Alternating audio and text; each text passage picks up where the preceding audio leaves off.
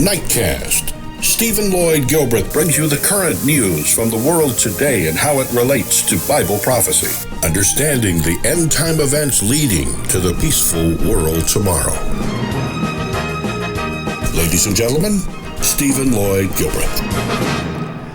Good evening, friends, and welcome to this November 27, 2014, evening after Thanksgiving Day in the United States edition of Nightcast. A powerful storm cut power to tens of thousands of homes and businesses in Queensland, Australia today. The storm, which reportedly saw winds gushing at 140 kilometers per hour, that would be the equivalent of about 87 miles per hour in modern-day Manasside lingo. 140 kilometers per hour, 87 miles per hour, also saw golf ball-size hailstone, as you'll hear a man in a moment explain. It came in a flash. It was immediate. I wasn't expecting it to happen at least this severe. I knew it was going to rain, obviously. I saw it coming, but I hadn't heard any warnings. And then I saw the golf ball-sized hail, and I realized it was serious. And that hail, friends, rained down on both homes and businesses in the city of Brisbane, Australia. Or Brisbane. The Queensland Police Service said power lines and trees were down across the city and many crashes had been reported. After 2 days of unrest related to weather, the streets of Ferguson, Missouri were mostly quiet tonight. Demonstrations appeared to dwindle amid heavy snowfall on the eve of Thanksgiving holiday. Rajini Valanathan has this report. Hands up! Don't shoot! Hands up! Don't shoot! Their message hadn't changed, but the number of protesters taking to the streets had. No racists! Police! No justice! No peace! At some points in the evening, it felt like there were more police and National Guard out in Ferguson. For those who braved the snow and rain, it was about keeping the cause alive. You had the people come out, do the stuff, and they leave. But the people that need to be heard and they need to listen to are the people like these, that is, however cold it is right now, and they're that passionate and that resilient about what they believe in, that they're willing to stand out here in the cold and freeze and say, you need to listen. There's still a division, there's still no trust between the residents and the police. And that's what's got to be fixed. Why do you think the numbers have gone down? Oh, it's snowing, but trust and believe they'll be back. They'll be back. This isn't over. The police know it, and everyone else knows it too. Well, as you can see, the streets of Ferguson look completely different this evening. People have marched to this point. It's all been very peaceful so far. Now they've stopped, and as you can see, they're forming a human chain to try and stop traffic going through. But a bit of road congestion seemed to be the extent of the tension this evening, after 2 nights of clashes that bruised this community. The looming presence of the military and the police, even guarding this chemist, has been credited with keeping some of the violence at bay. As Ferguson celebrates the Thanksgiving holiday, many here are simply grateful for the calm. Everyone's wondering how long it'll last. Rajini Vaidyanathan, BBC News, Ferguson. Friends, the search engine service called Google has become as common a household word as Xerox was at one time for making a photocopy. Google's business is under close scrutiny at the European Commission. The European Parliament, which had its fourth plenary session meeting to the fourth day of plenary session meetings today, has voted in favor of breaking Google up, a solution to complaints that it favors its own that Google favors its own services in search results. Excuse me, friends. Politicians have no power to enforce a breakup, but the landmark vote sends a clear message to European regulators to get tough on the net giant. United States politicians and trade bodies have voiced their dismay at the European parliamentary vote. The ultimate decision will rest with EU Competition Commissioner Margrethe Vestager. She has inherited the anti-competitive case lodged by Google's rivals in 2010.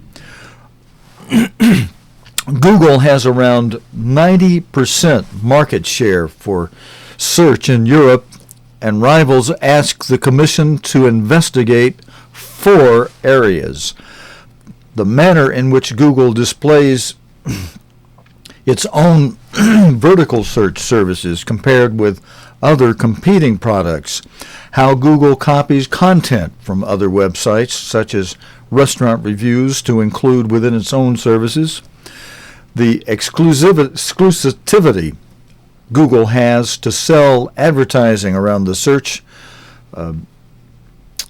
terms that people use, and the 4th thing is restrictions on advertisers from moving their online ad campaigns to rival search engines. Predecessor Joaquin Almunia tried and failed to settle the case. A series of concessions made by Google were rejected, leading to Mr. Almunia, Almunia,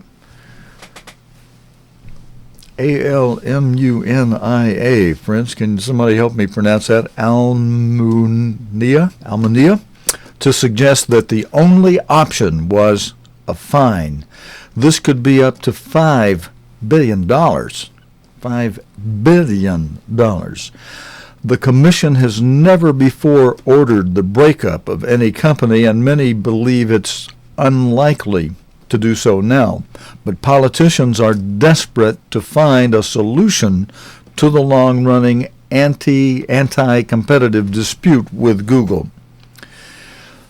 The motion brought by Andreas Schwab, a German Christian Democrat, and Spanish liberal Ramon Tremoso, stated that the best way to resolve the row with the net giant was to separate search engines from other commercial services, thereby ensuring a level playing field for rivals in Europe.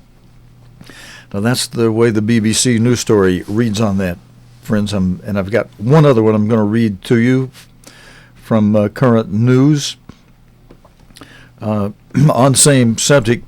Breaking up Google is the latest attempt to solve long-running dispute, is the caption under the photograph for this lead story. The European, or under the caption in the lead-in for this story, I should have put it, the European Parliament is due to vote later on a proposal to break Google's search business away from its other services.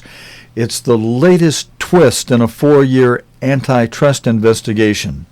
So, there's some background to it. They didn't just bring this up at the parliamentary plenary session today. It's based on a lawsuit that's been running for 4 years. The investigation, which has so far failed, it's the latest twist in a 4-year antitrust investigation, which has so far failed to reach a conclusion. The body has no power, the European Parliament has no power to break up the net giant, but the vote will send a clear message about whether politicians want regulators to take a tough line. Senior U.S. politicians have criticized the proposal. A joint letter from 2 U.S. government committees said the way the EU is targeting U.S. technology companies raised questions about its commitment to open markets. This and similar proposals build walls rather than bridges and do not appear to give full consideration to the negative effect such policies may have on the broader U.S.-EU trade relationship. Senators Ron Wyden and Orrin Hatch and Congressman Dave Camo and Sander Levin were the contributors to that report.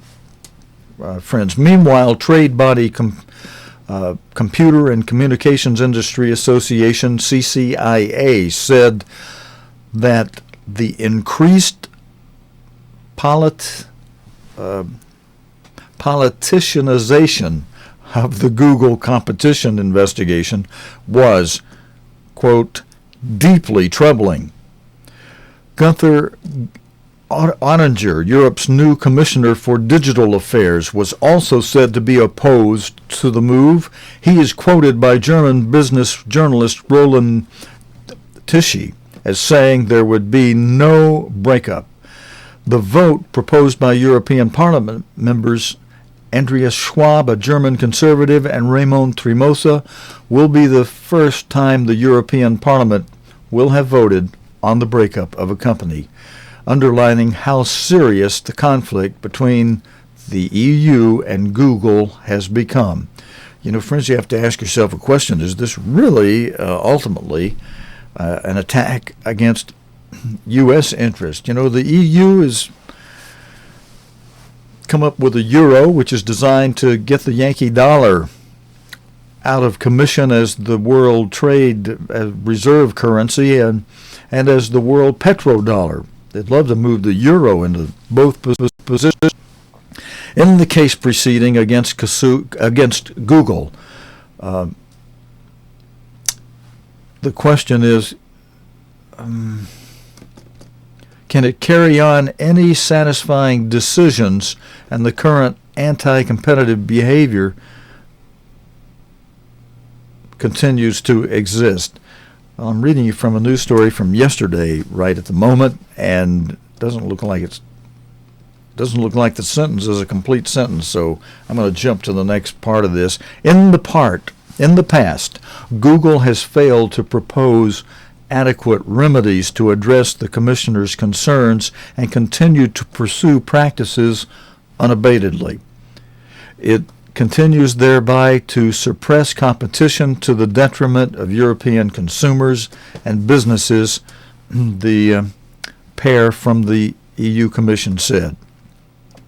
Ultimately, the decision about Google's future in Europe will be made by Antitrust Commissioner, as we mentioned in the last report. This is just a repeat.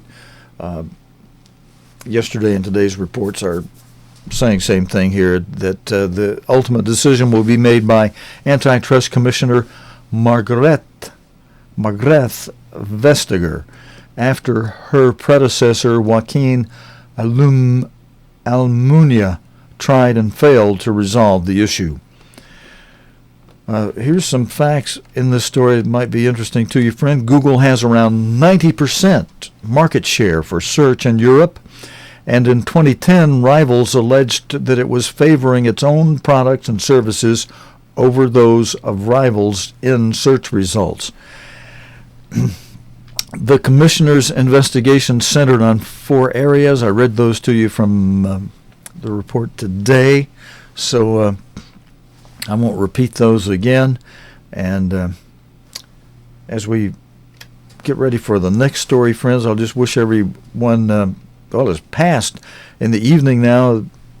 You know, the Thanksgiving Day part of the day is over. I hope everyone who was celebrating United States with the United States had a very good day today. News goes on, as we mentioned, though, and we should be aware of that. There is, tension not only from things that have happened in the United States, but elsewhere in the world. There's tension after workers killed a tea plantation owner in India. The news report here says workers killed the owner of a tea plantation in northeastern India in a dispute over pay. India is famed for its tea production, Darjeeling, one of the world's best-known teas, and is grown in the Himalayas. However, tea for the domestic market is grown on the plains, and conditions for workers are often abysmal. Sanjoy Majender has this report from North Bengal. It's a deceptive scene of beauty and tranquility. Tea plucking in the plains below the Himalayas, on plantations set up by the British more than a century ago. But the once profitable tea estates are in crisis, and the fallout is tragic. There's an eerie silence at the Sonali tea estate. Last week, its owner was dragged out of his bunk and murdered amid the tea bushes. He was dragged out from the office and he was taken to nearby tea sections, and he was pelted with stones, and possibly finally his head was smashed with a boulder. The violence was triggered by a pay dispute. The police have arrested several plantation workers, and there's tension in the air. We are not puppets who are expected to dance on a string. We are paid once in 6 months. How do you expect us to survive? We have been hiding in the jungle to avoid the police. There are wild elephants there, and we are stuck in the middle. At the root of the conflict is economics. This is one of several estates that have shut in recent years because of huge losses, all located in the plains and producing cheap tea for the local market. It's really hard to imagine now, but this place would once have been bustling with people. And incredibly, there's still some dry tea leaves here, because this is where the tea was sorted and processed before being shipped off to the local market. But look at it now. It's a derelict, deserted ruin. This tea estate once supported more than 1,000 people, and now they've all lost their jobs. There's an air of despair and deprivation. Colony where the workers are housed, just a short distance away. Most of the men have left to find work. Their families have been left behind to struggle in conditions of extreme poverty. We have so little food in our house, and I need to divide it between my 2 grandchildren. How will the stomachs ever be filled? Over the past few years, many workers have died of malnutrition or illness. Entire generations were once sustained by the tea estates, but all that has changed. Sanjay Majumdar, BBC News, Jalpaiguri. And friends, we've got some news that I believe many of you will agree is good news, something to be thankful for throughout the days ahead, as long as this will continue. Members of the world's 12 largest oil-producing nations agreed to keep oil production at current levels. The oil price has fallen steadily this year, bringing relief to oil-hungry nations, but putting pressure on some of the oil-producing countries themselves as their oil earnings slumped. Following the announcement, Brent crude fell further, below $72 a barrel, hitting lows previously seen in August 2010. How will the decision affect Asia? The BBC's Andrew Walker, who shows a lot of concern with that question, reports it from the meeting in Vienna. It's pretty quiet in here now in the Opec press room, but a few hours earlier it was very busy, filled with journalists wanting to know what the organisation is going to do about falling oil prices. They face a number of challenges, and I tried to get the view from the Secretary-General, Abdullah El Badri, about one of them, the rise of shale oil production in the United States. You've had a 30% fall in the price since June, and you've decided essentially to do nothing about it. Doesn't that suggest that OPEC has no answer to the re-emergence of American oil production on a large scale? I'm sorry, we answered. We kept the same production. That there is an answer here. And my colleague from the BBC Persian service didn't have much more luck with his question. How is this possible that the fundamentals in the market are so different, yet still the end equation is the same? We are going to produce 30 million. Why you people are concerned about our production? Why you are concerned? Doesn't that will, if the price will come down, doesn't that will help you to fill your cars? Why you are concerned about this? Unless you are a trader, but if you are a journalist, that's good for you. In any event, the price of oil fell sharply in the wake of OPEC's decision, and there must come a point at which more of the member countries will feel very uncomfortable. So don't be surprised if you see more pictures from here before very long. Andrew Walker, BBC News, Vienna. Okay, well, friends, I tell you, that's actually some good news. In fact, that's so good news. Would you like to see just that part again where he gets a little playful and reminds everybody they've decided to maintain production at current levels, and that means, hey, our gasoline prices will be lower. Let's watch that part again, all right, here. We will produce 30 million, and we will watch how the market will behave to this 30 million, and we will follow it accordingly. We are going to produce 30 million. Why you people are concerned about our production? Why you are concerned? Doesn't that will, if the price will come down, doesn't that will help you to fill your car? Why you are concerned about this? Unless you are a trader, but if you are a journalist, that's good for you. Yes, it is. And I thought that would be well worth hearing that a second time. Okay, hope this continues to stay down. That's nice. That's very good news. Well, friends, as I mentioned, today was Thanksgiving Day, and here in the United States anyway. And I have I'm going to show you something that later that my family did, but I was able to spend a little bit of time today working on putting the background behind some new artwork that I paid an artist overseas to do for our program, so that when we are talking about the white horse, well, I've got a new graphic for that, and I had put one together from a picture that a fellow painted of the current Pope on a mural on a side of a brick building in Italy, on a building not more than a few blocks away from the Vatican. And I had cut that out and pasted it on top of a horse from one of our church booklets on Revelation Unveiled at Last, and was using that. But just to be safe, I was trying to make sure we have licensing for all of our graphical artwork and so on for the program.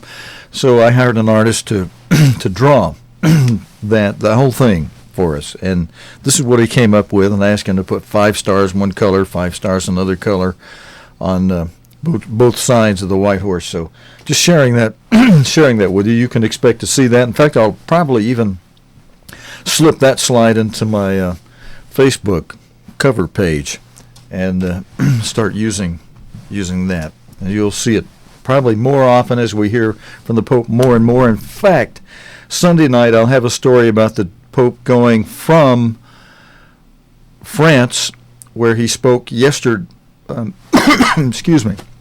where he spoke day before yesterday to the European Parliament in Strasbourg, at his main headquarters building in Strasbourg, France. He went on to Turkey, and I'll have news on that for you Sunday evening. I was able to spend a little time today working on a graphic that I combined 2 photographs from the 2 graphics, I should say, from our booklet on Revelation Unveiled. And you know, when I worked for 2 years in the television studio during my freshman and senior year at Ambassador College in Pasadena, and of course that means 20 hours a week during the 2 school years, but I worked a full 40-hour shift and a little more during the summer. And part of my job was to let me come back while I talk to you, and I'll show you some things on this slide in a moment. If my voice holds up after I swallow some water down my windpipe.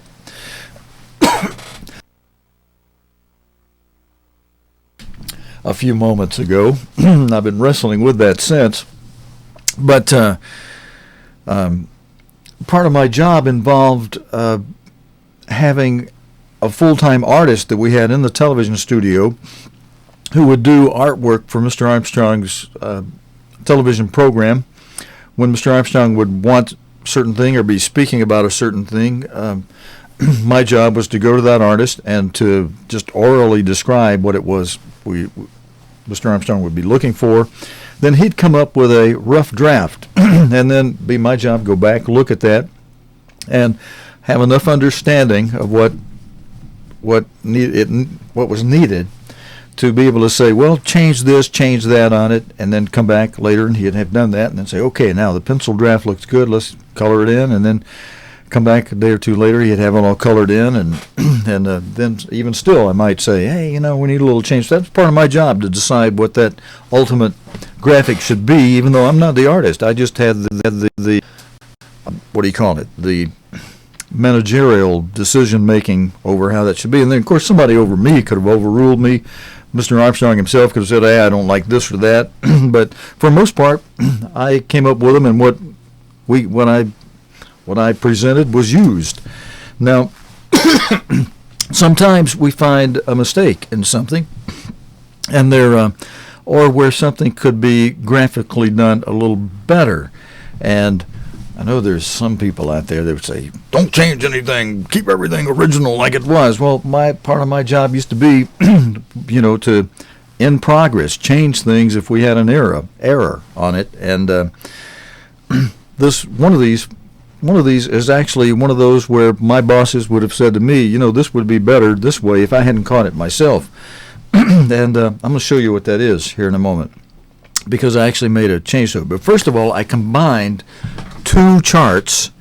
And, Mr. Armstrong himself told us, friends, that when you're dealing with the book of Revelation, he says, make yourself a spreadsheet as you're studying it, or graphics or whatever. But ideally, a spreadsheet type of thing helps you line up things in columns and rows and really get a handle on it. And he did some of that for us with a lot of those things that he actually even published in the Revelation booklets. Some of those charts are simply spreadsheets, columns and rows with things laid out in them, by different chapters from the Bible and different actualities from verses in the Bible. And this chart is kind of similar. This graphic chart is similar in that instance. But Mr. Armstrong said this, the book of Revelation, the symbols are so complicated. If you don't make yourself a spreadsheet, you just will not be able to wrap your mind around those things and understand them. Graphics work for me even better than a spreadsheet, and are similar to a spreadsheet when you line things up. So I took two graphical drawings, and I lined them up where they line up, and I'll show you that. If on these little screens we're able to see all this okay on this big thing, and I drew those curvy-looking lines from the tops of the horns that are on top of the fourth beast. Now, here's what we have on the bottom half of this chart, where you see the blue background. That blue is the ocean, and as you see it labeled in the bottom lower left corner, it says, Revelation 13, Beast out of the sea. And that's the same as the four beasts that Daniel described in Daniel chapter 7. That Daniel 7, Revelation 13, this part of Revelation 13, describing the first part of Revelation 13, describing the beast out of the sea. Those four beasts are what Daniel's describing in Daniel 7. That fourth beast, let me back up. Let's just go through these one by one before we go to the top. We'll just take it real carefully in order for about the next 5 minutes, if you want to hang in here with me while I go through this with you. I think those of you interested in the book of Revelation, I believe you'll find this valuable understanding to you, or even if you already understand it, a valuable review. The first beast that Daniel described was a lion. And you see, excuse me, the leopard has the head of a lion, and on the right side of that lower section area there, the first beast you see is the face of a lion. Next to that, down just a little bit, and next to that, there are actually 4 heads there of a, I got to take a look. I forget, is that 4 heads of a leopard or 4 heads of a tiger? I'm going to flip real quickly. If you've got your Bible, you may want to look at your own Bible at the same time. You might see something that I'm not seeing. Flash me a text message real quick if I miss something. But Daniel 7 says it like this. He says, in the first year, let me skip ahead to where he starts describing these. And there were 4 great beasts came up from the sea, it says in verse 3, diverse from one another. The first was like a lion and had eagle's wings. I beheld till the wings thereof were plucked, and it was lifted up from the earth and made stand upon its feet as a man, and a man's heart given unto it. And behold, another beast, verse 5, a second, like to a bear. Okay, so we shouldn't go to those 4 heads next. We should go from the lion over to straight across to the bear. There's a bear's head in this lower section on that leopard's body. And the bear raised up itself on one side, and it had 3 ribs in the mouth of it, but between the teeth of it, and they said thus unto it, arise, devour much flesh. After this, verse 6, I beheld, lo, another beast, like a leopard, which had upon the back of it 4 wings of a fowl. The beast also had 4 heads. So in between the bear, down lower, you see there are 4 heads of a leopard there. So those 4 heads are the heads of a leopard. After this, verse 7 in Daniel 7 says, I saw in the night visions, and behold, a 4th beast, dreadful and terrible, and strong exceedingly, and it had great iron teeth. It devoured and brake in pieces, and stamped the residue with the feet of it, and it was diverse from all the beasts that were before it, and it had 10 horns. And I considered it, verse 8, behold, there came up a little horn, before whom there were 3 of the first horns plucked up by the roots, and behold, in this horn were eyes like the eyes of a man, and a mouth speaking great things. Let me stop right there in Daniel 7, and then we'll look at the graphic that comes in the book of publication, the book of Revelation publication on this. You'll see, okay, there's the body of the leopard, the lion's head, the bear's head, the 4 heads of the leopard on that 3rd beast, and the 4th beast, that great and dreadful beast with the teeth of iron, with the 10 horns on it. Now what we want to do is see how now that's the beast out of the sea mentioned in Revelation 13, but then Revelation 13 mentions a land beast that's different, and yet they relate. And here's how they relate and how they're tied together. Is what I spent some time meditating and doing, and taking out my colored pencils and laying the 2 graphics together and tying them together. The 10 horns on the 4th beast, you see on the nose of the beast, there's the 3 little horns that the Pope caused to be plucked up. The last 7 horns, the 7 remaining horns, after those first 3 were plucked up, you got the first 3, that's plus that remain, that's a total of 10 horns. But God will refer to these 7 remaining horns separately, and he'll begin numbering the 4th one, the 4th through the 10th horn, as the remaining 1st through 7th horn, as he speaks of it in Revelation 17.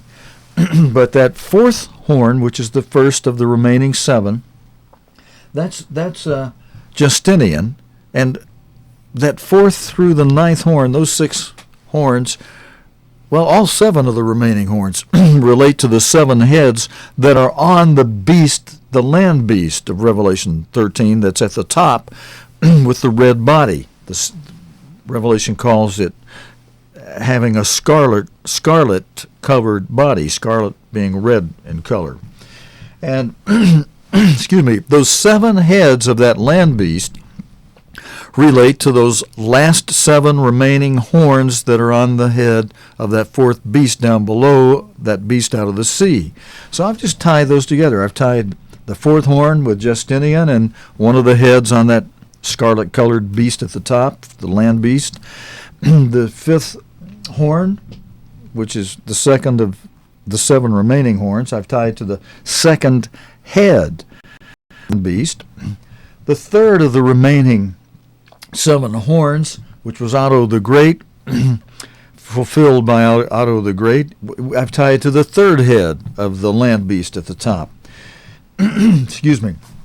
Now the 10th horn is actually in between the 6th and 7th here. It's the biggest horn, and it's going to have one of the biggest rolls in history any horn's ever had. But going over to the 7th horn, which was depicted by Charles V, I've tied it to the 4th head, because that 7th horn is the 4th of the 7 remaining horns, so 4 tie together with the 4th head on that land beast at the top.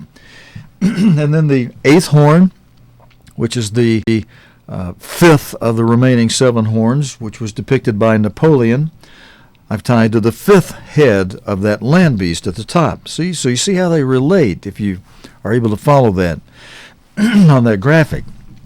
And those 5 horns depicted by Justinian through Napoleon, they represented that 1260-year period, which finished with Napoleon.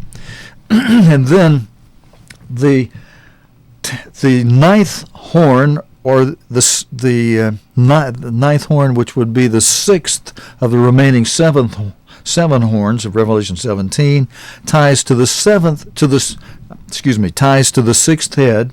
It's the 6th of the 7 remaining horns, and it ties to the 6th head on the land beast up there above. And then there's 1 head left. We know who that 6th head was. That 6th of 7 remaining horns was during the days of Garibaldi's Italy reunited. It was Mussolini after he conquered Ethiopia. And from 1936 to 1945, there was a 9-year revision of the Holy Roman Empire. But now that ended in 1945, and we're waiting now on the 10th horn. We're waiting on the revision of the Holy Roman Empire via a head who will become this 10th horn, which ties to the 7th head and final head on this land beast. And that 10th horn is the same as the 7th of the 7 remaining horns from the beast of the sea.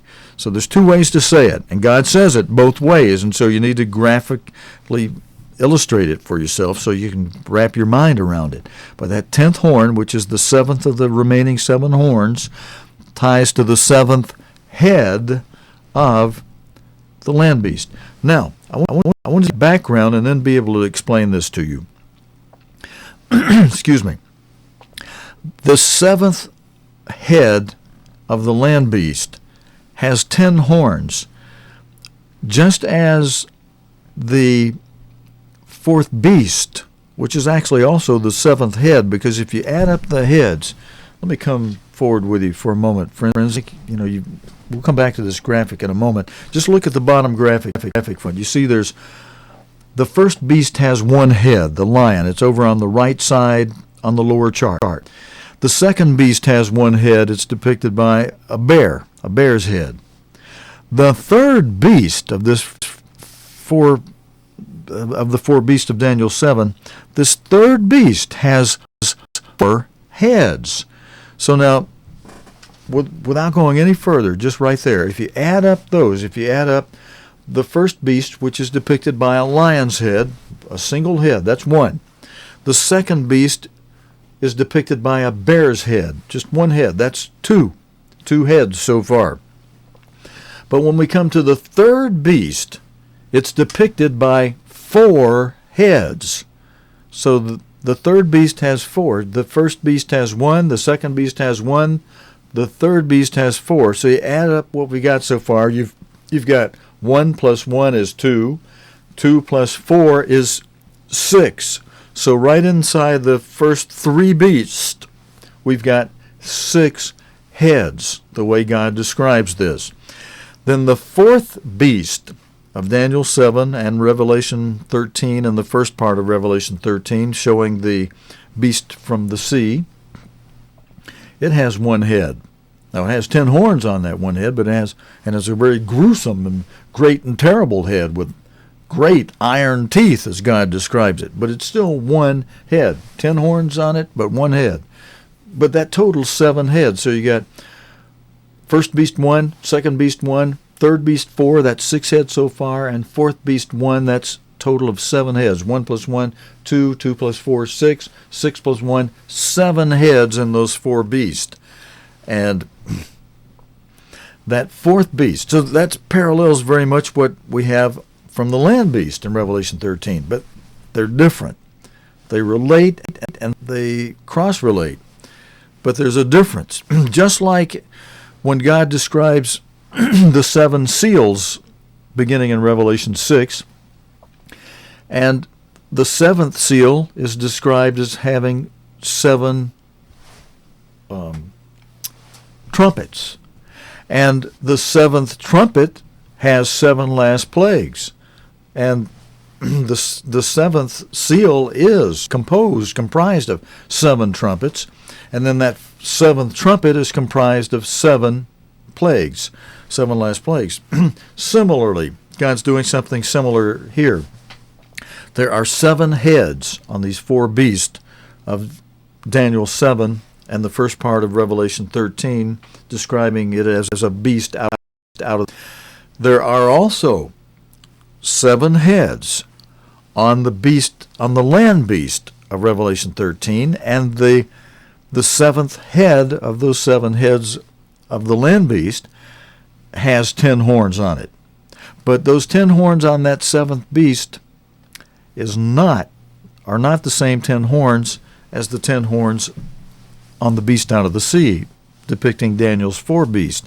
Let's take a look at that. Let me bring the chart forward as I explain this. Remember the 10 horns on the 4th beast. The first 3 were rooted up by the Pope.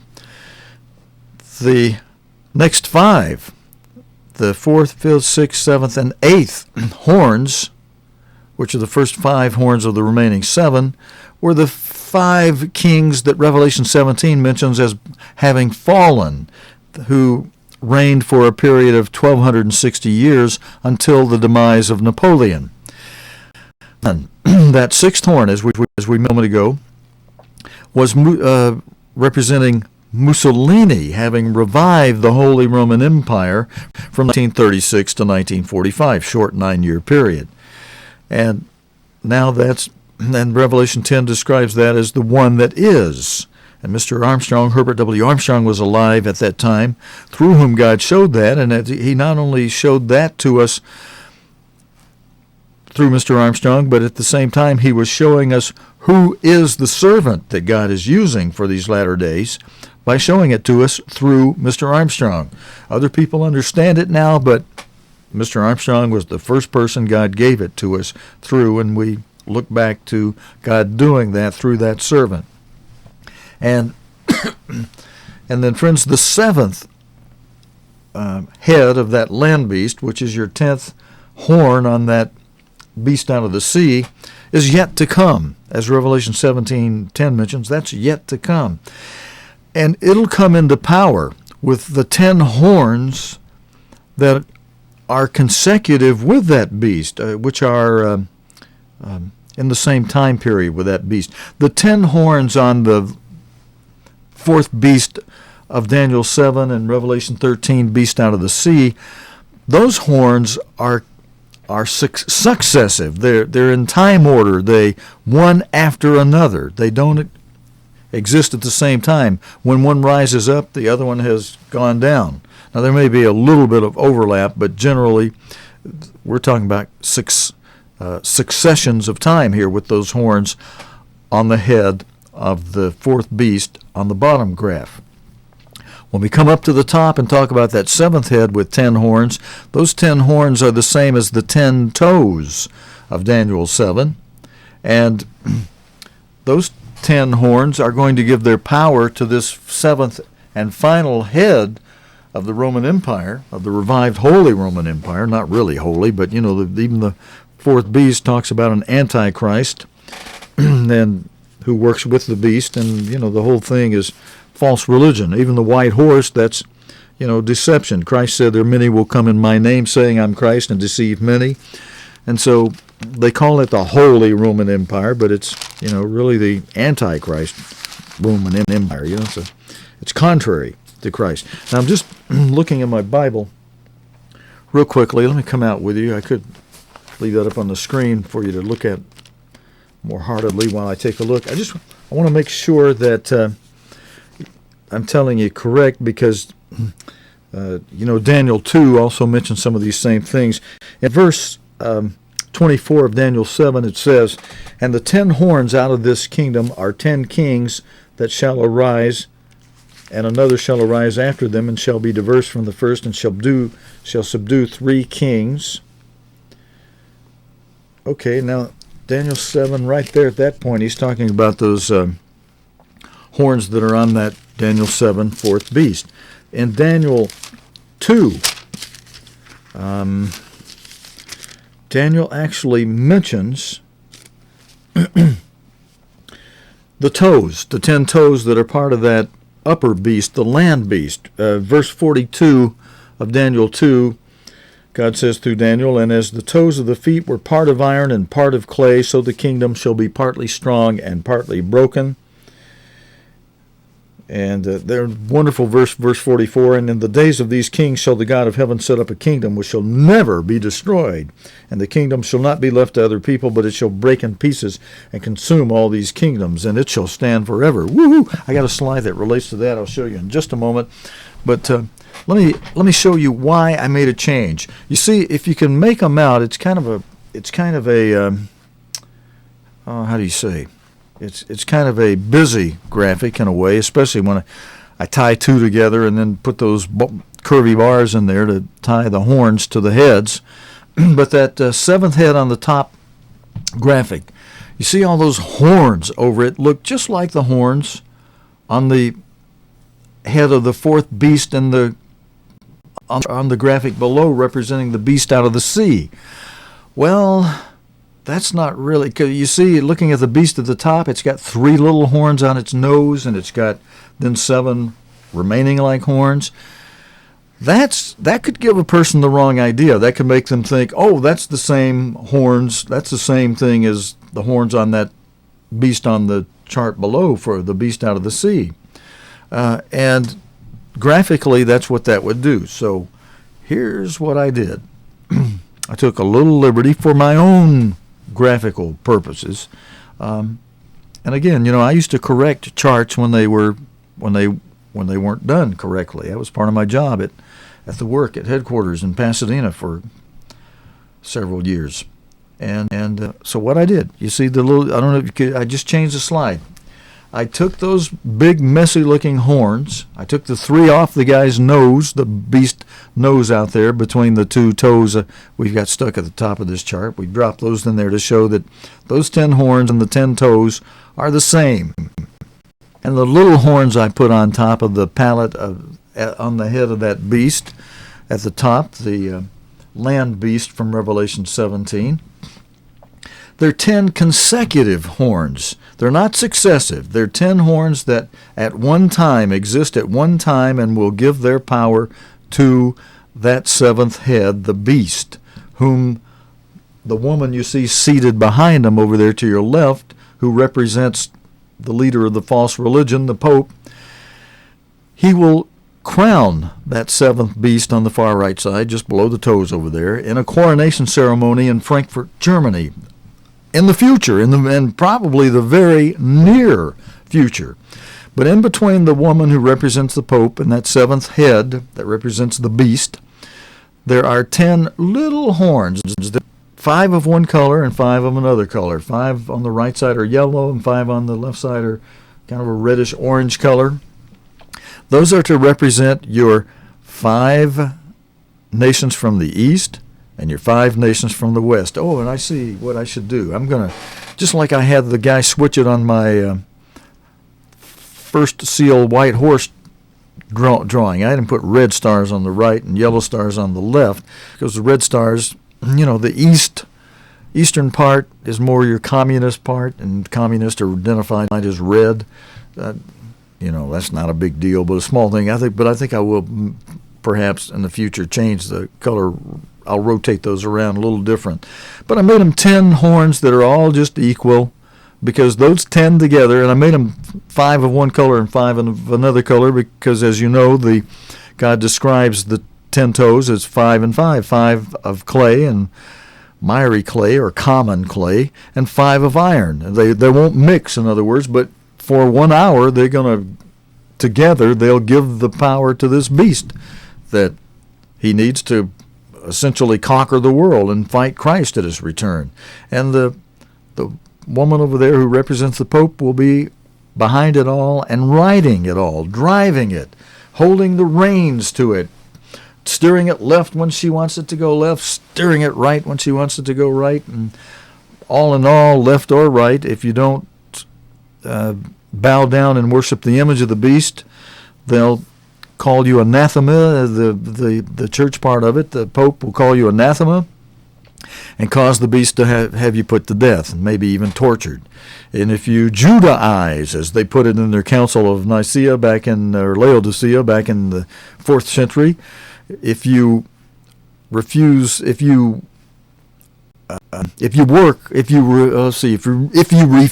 to work on the Sabbath, they'll call you anathema and have the beast, the lady there will, the woman, I should say, the woman who false church will call you anathema and have that with those iron teeth there,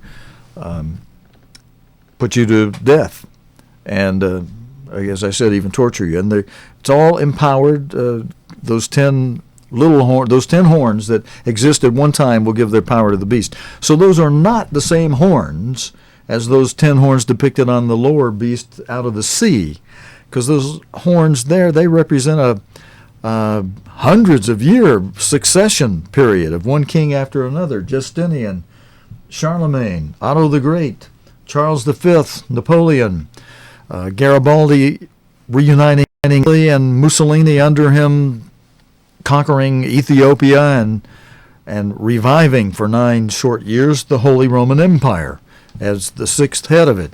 And we're now waiting for what Revelation 17 is. One is yet to come, the 7th and final head.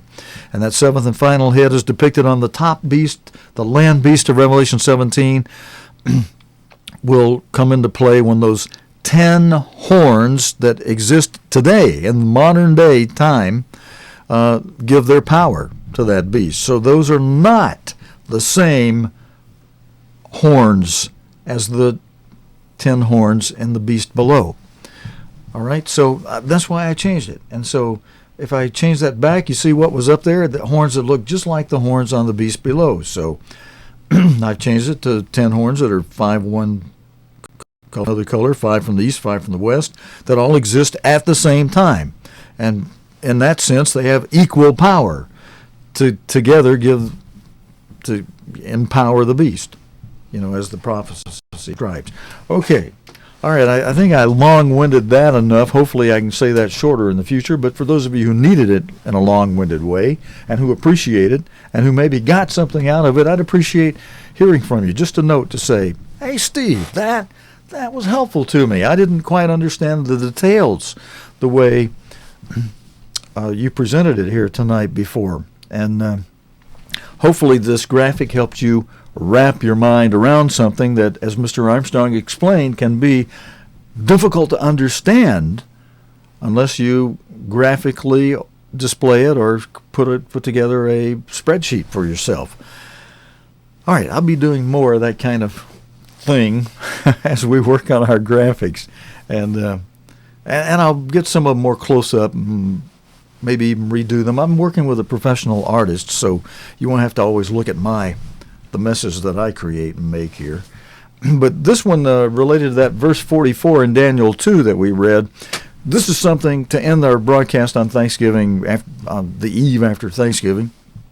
Might be a good one to focus on giving thanks for year-round, every night in the days and weeks ahead, especially as we see more and more tension develop within the United States.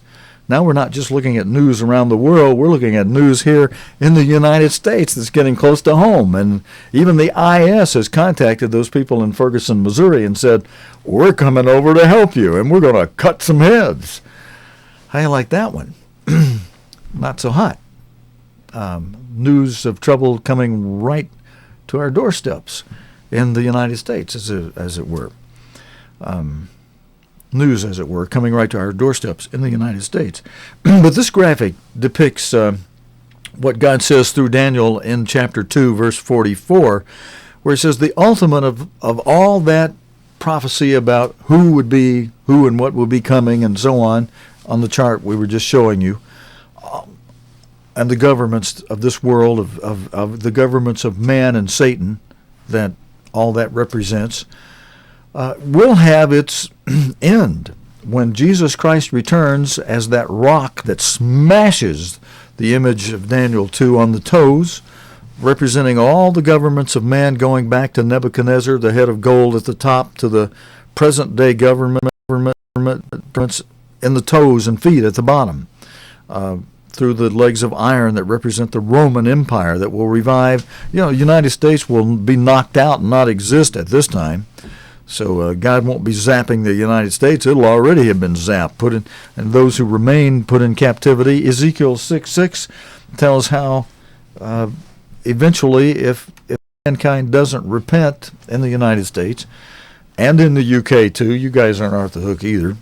That verse relates to you too, and the other tribes of Israel. If you don't repent, God says, I'll let this European power that's developing as the beast, I'll let it lay waste all of your cities. Let's, as long as we're going way over time, let's hit that verse real quick, because that's a powerful punch. It's good to have if you don't know that verse already. Easy to remember. Ezekiel 6, chapter 6, verse 6, Ezekiel 6:6, almost like 666. Good one to review, and when things look bad, read Leviticus 26, Deuteronomy 28 to understand why. It's direct result of obeying God or not obeying God. You obey, you get blessings. You disobey, you get cursings. And we continue to disobey, and this will happen. And all your dwelling places, the cities, shall be laid waste. Verse 6, chapter 6, Ezekiel. That couldn't have been done before the creation of modern-day atomic and hydrogen and nuclear bombs. But this is not a nuclear bomb. This is Jesus Christ smashing the feet of that image of Daniel representing the governments of man and Satan that have ruled this world since Adam and Eve. And, Nebuchadnezzar goes back to a certain time after Adam and Eve.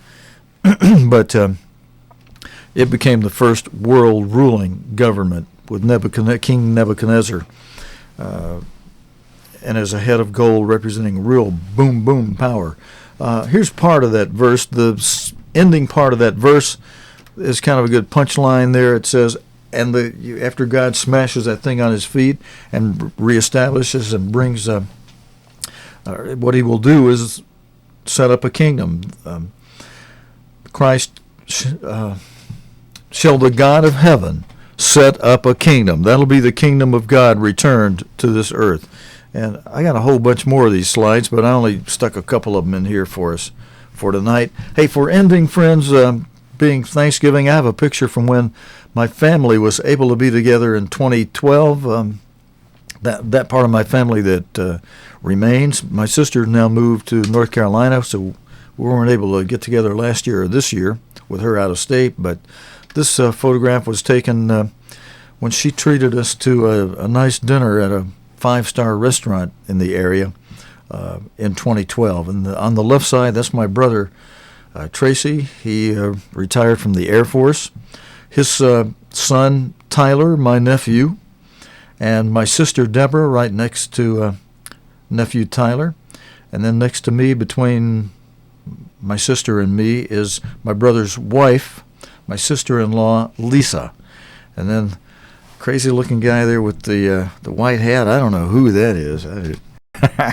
Who that ugly mug there guy is, but you see my ugly mug every night, so you probably recognize who that one is. Friends, that's it for this Thursday night. A little extra long tonight, but hopefully you found that a good Bible study. We're off now till Sunday, and if you need to watch that part again, maybe you watch it tomorrow night, Friday night, for a little Bible study for yourself. And I will be on the weekend for those who know where we are on that. That's a different channel. And otherwise, for those who just tune in for Nightcast, I don't usually go into such heavy stuff, but being after Thanksgiving Day, I thought I could get away with a little longer speaking and bore you a little more than usual. No, hopefully that was edifying to you. And otherwise, friends, that's it for this Thursday night edition of Nightcast. God willing, Creek Don't Rise. We'll be back again Sunday night with the current news related to the Bible and prophecy here on Nightcast. Until next time, this is your host for Nightcast, Stephen Lloyd Gilbreth, saying so long and good night, happy weekend, happy post-Thanksgiving to you all. Until next time, so long. You have been watching Nightcast with Stephen Lloyd Gilbreth. Nightcast can be seen Sunday through Thursday nights here on cogtv.org. Tonight's program is also available anytime on demand in the cogtv.org video archive.